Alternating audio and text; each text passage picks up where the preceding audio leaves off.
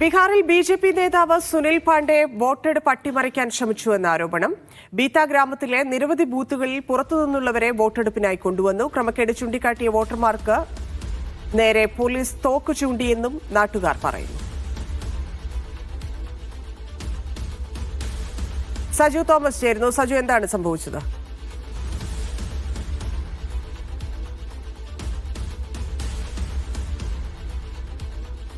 ഇന്ന് ബീഹാറിൽ വൈകിട്ട് വോട്ടെടുപ്പ് അവസാനിക്കുന്നതിന് തൊട്ട് മുൻപാണ് ബിഗ്ത ഗ്രാമത്തിൽ 5 ബൂത്തുകളിലായിട്ട് ബി.ജെ.പി. നേതാവിന്റെ നേതൃത്വത്തിൽ ചിലരെ വോട്ടെടുപ്പിന് വേണ്ടി കൊണ്ടുവന്നുള്ള ആരോപണം ഉയർന്നത്. ഇത് ചൂണ്ടിക്കാട്ടിയ വോട്ടർമാർക്കെതിരെ പോലീസുകാർ തോക്ക് ചൂണ്ടിയെന്നും യാതൊരു നടപടി ഇദ്ദേഹത്തിനെതിരെ എടുത്തില്ല എന്നുള്ള ആരോപണമാണ് ഇപ്പോൾ പുറത്തു വന്നിരിക്കുന്നത്. ഇതിന്റെ ദൃശ്യങ്ങളടക്കം CPIM അടക്കമുള്ള പാർട്ടികൾ പുറത്തുവിട്ടിരിക്കുന്നു.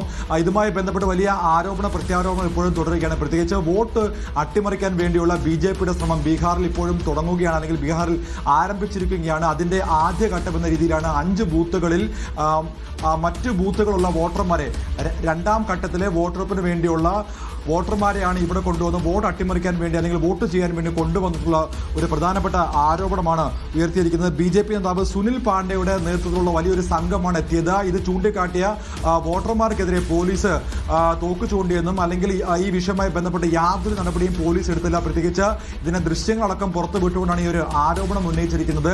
ഇലക്ഷൻ കമ്മീഷനടക്കം പരാതി നൽകുമെന്നാണ് ഇപ്പോൾ CPIM അടക്കമുള്ള പാർട്ടികൾ വ്യക്തമാക്കിയിരിക്കുന്നത്. ധന്യ. ശരി സജു, ആ സംഭവത്തിന്റെ ദൃശ്യങ്ങൾ കാണാം.